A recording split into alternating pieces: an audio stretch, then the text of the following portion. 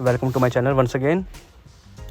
Now we have discussed already the fourth chapter of the polity, and I have provided the notes for the polity for the pre-exam and UPPSS also. This is my website. मैं पहले बता चुका हूँ. यहाँ पर आप click करोगे and then you can go in the section of the UPSC and PCS. In this part you can see the first part is UPSC pre, जिसके अंदर मैंने चैप्टर्स को अपलोड करा है. और जब आप इस पर क्लिक करोगे तो आप इसमें देखोगे कि इसके अंदर और भी बहुत सारे सब्जेक्ट है हमारे पास.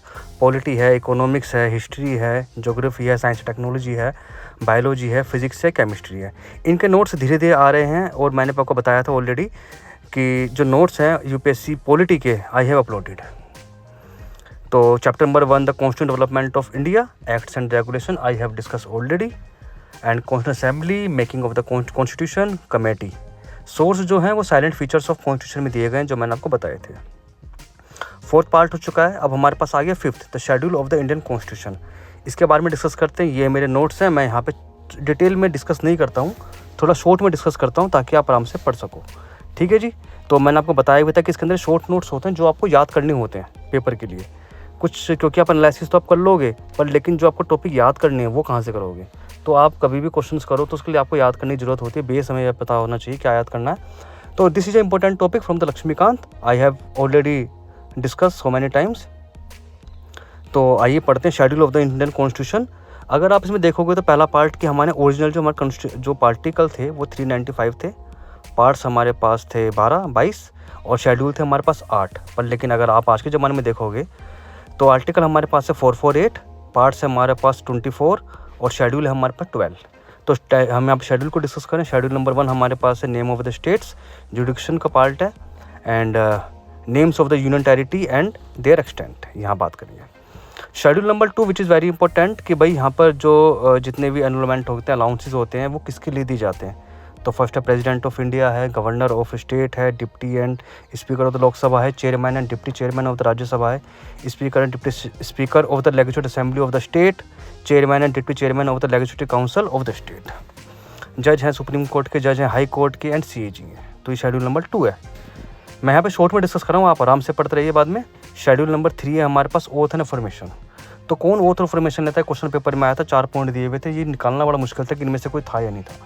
तो इसीलिए मैं आपसे कह रहा हूँ कि याद करने बहुत जरूरी है. First is union ministers, candidate for the election of parliament. ये लाइन ऐसी है जो आपको समझ में थोड़ा कम आएगी क्योंकि candidate for the election of parliament is a part of the forms of oath and affirmation under schedule number 3. ये पेपर में अच्छा क्वेश्चन है. मेंबर ऑफ पार्लियामेंट के लिए वैलिड है जज ऑफ द सुप्रीम कोर्ट, जज of the high court, candidates of the state legislature, member of state legislature and state minister. ठीक है. चलिए अब शेड्यूल नंबर 4 पे चलते हैं. Allocation of the seat of Rajya Sabha to the state and UT. तो राज्यसभा के अंदर स्टेट एंड यूटी की जो सीट है उसके बारे में शेड्यूल नंबर 4 में आता है. शेड्यूल नंबर 5 पे क्वेश्चन पेपर में आया था, मैंने इसको याद करने का तरीका है MMAT. इसमें क्या होता है कि जितने भी एडमिनिस्ट्रेशन और कंट्रोल एंड शेड्यूल्ड एरिया के वो किसको छोड़ के हैं, तो मेघालय, त्रिपुरा, असम एंड मिजोरम. तो उसको आप याद करने का तरीका क्या है, MMAT. ठीक है.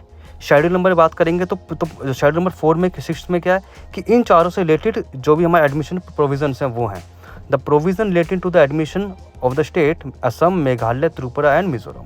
तो उसे आप MMT से याद कर सकते हो.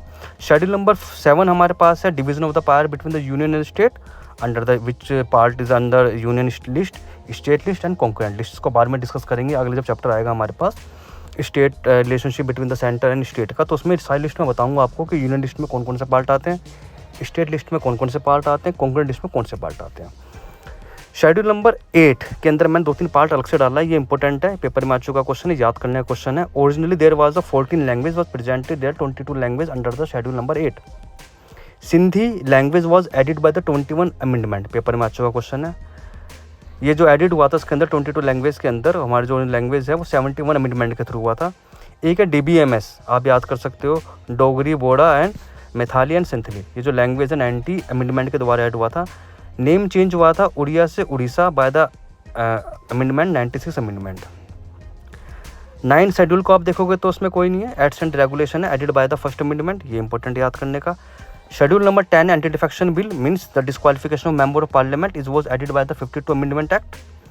शेड्यूल नंबर 11 पंचायत राज से रिलेटेड है और 73 अमेंडमेंट है, 29 मैटर्स इसके अंदर है.